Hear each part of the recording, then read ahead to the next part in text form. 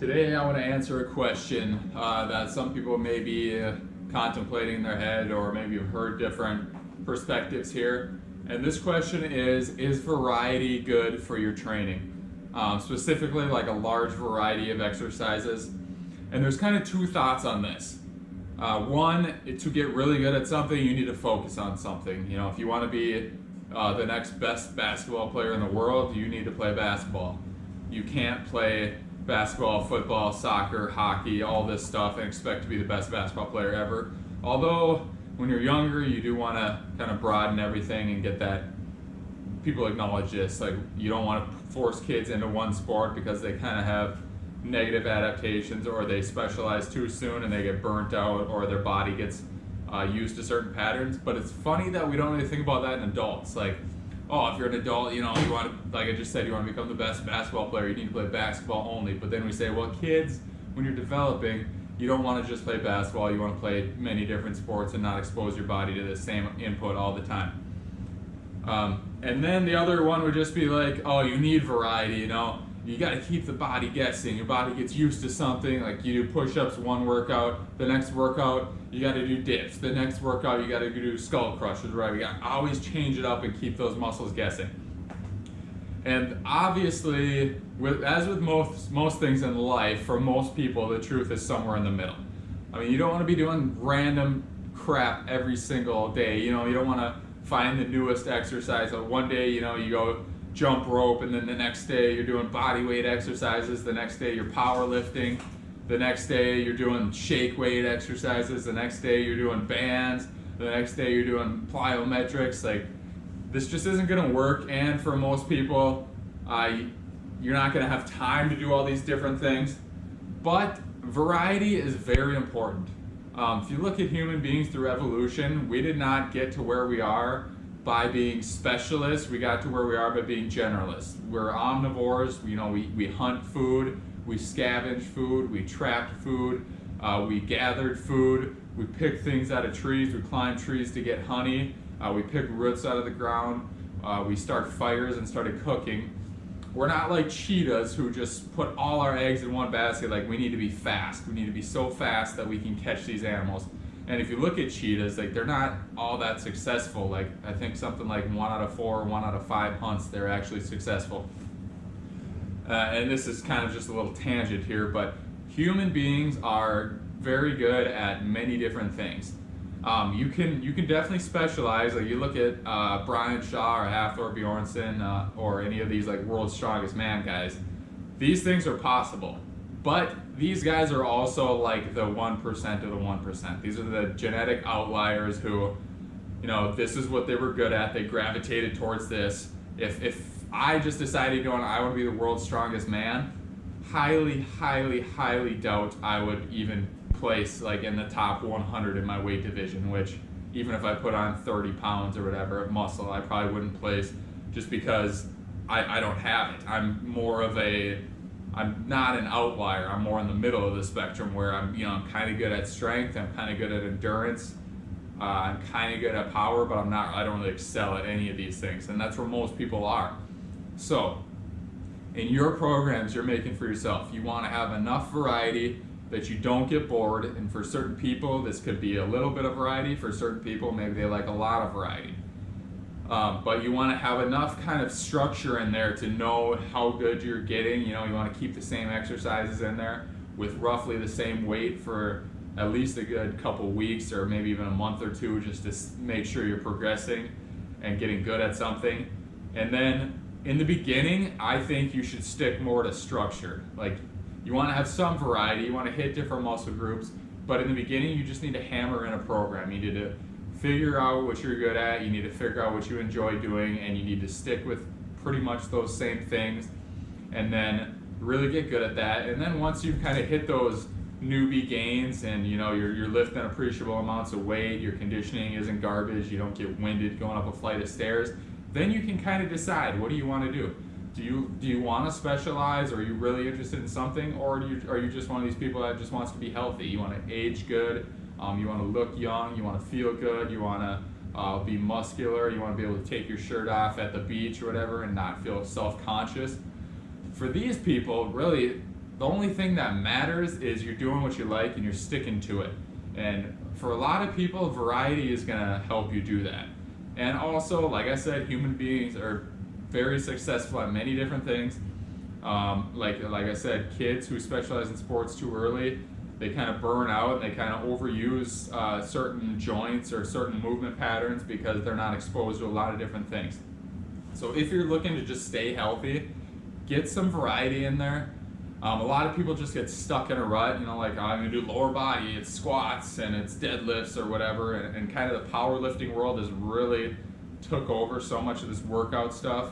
And then even like with CrossFit and stuff, you look at what they're doing, box jumps, wall balls, snatches, cleans, squats, deadlifts, like all the classic lower body stuff, and all of these are undoubtedly effective. But if you're just a person who wants to get healthy and feel strong and like you don't care to break any powerlifting records or win any CrossFit competitions or play any professional sports, and you just want to get healthier, get stronger, feel better, there's nothing wrong with doing some like body weight stuff or even like sandbag or light dumbbells, just doing squats, lunges, and then like incorporating some other stuff in there, especially like powerlifting and CrossFit are really missing this stuff. Some lateral lunges, some curtsy lunges, some rotational stuff, and obviously there's a lot of different variety out there. You just got to find what you like, but your health, your physical well-being, your physical fitness and conditioning is very important. So I urge you guys to kind of research this stuff a little bit, look into it. Once you got a certain like basic program down, like I said, you're fairly good at that program, branch out a little bit.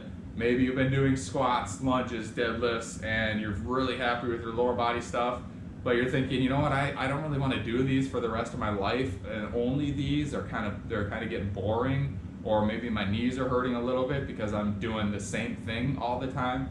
Change it up a little bit. Do some lateral movements. Take a couple weeks off the weights and do body weight stuff, or maybe in one day instead of working out traditionally, you're just going to go out for a hike and you're going to walk up and down trails or whatever, hike a small hill or mountain or whatever you got near you, or anything like that. Just mix it up a little bit. Make sure if you want to stay really strong, you're hitting those strength workouts, but you guys, a lot of people don't realize you don't lose strength very fast. In fact, I just pulled my groin like 2 months ago, and to even do a body weight step up onto a 6-inch step was extremely painful. So I worked around it. I did a bunch of different things and gave that time to heal. I still move my body a lot because you want to keep blood flow going and you want to like clear out that lymph drainage and everything.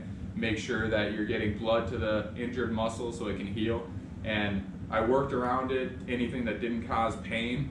And eventually when it started feeling better, I started slowly, creeping those weights back up to what I was before.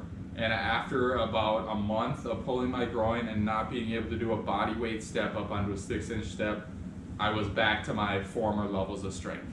And it's not like strength goes away that fast. Once you hit those basic beginner gains and maybe even intermediate gains like I talked about, you don't need to lift all that much. Like right now, after 10 years into lifting, I lift 2 times a week and I do conditioning once a week. And one day is about a 70% effort and one day is about an 85% effort of lifting. So I'm never going so heavy that I'm crushing myself. I still plug in like the 85% strength workouts and like movements to keep my body strong, but then the 70% day, I really try to hit a lot of variety, work different joints and different muscles in different ways, and just kind of get out of the groove you're stuck in, that I was stuck in for many years. Like the squat, deadlift, push-up, pull-up, row workouts that I were the basis of it, and they still are the basis, but I like to add on a lot of different things. So you hit those muscles that aren't getting hit that much, you hit those other movement patterns, you don't wear out joints, you keep your training fun and engaging, and you're learning new things. So long-winded little rant there to basically tell you guys that if you're not trying to specialize in something, you do not need to do like a strict low variety program, and you do not need to always hit the basics. Stop listening to all these powerlifting people or whatever strength coaches will tell you, you need to deadlift twice your body weight, or you need to squat twice your body weight, or whatever. Nobody needs to do anything. Everybody's individual. Just write your goals down on a piece of paper, write your values, and base your training around that. If you're a person who wants to get a little bit more confident, have a little bit more energy, you do not need to deadlift twice your body weight. Just find something that you enjoy. Get some good variety in there to make sure you're not overtraining certain muscles or certain movement patterns. You're not wearing out those joints.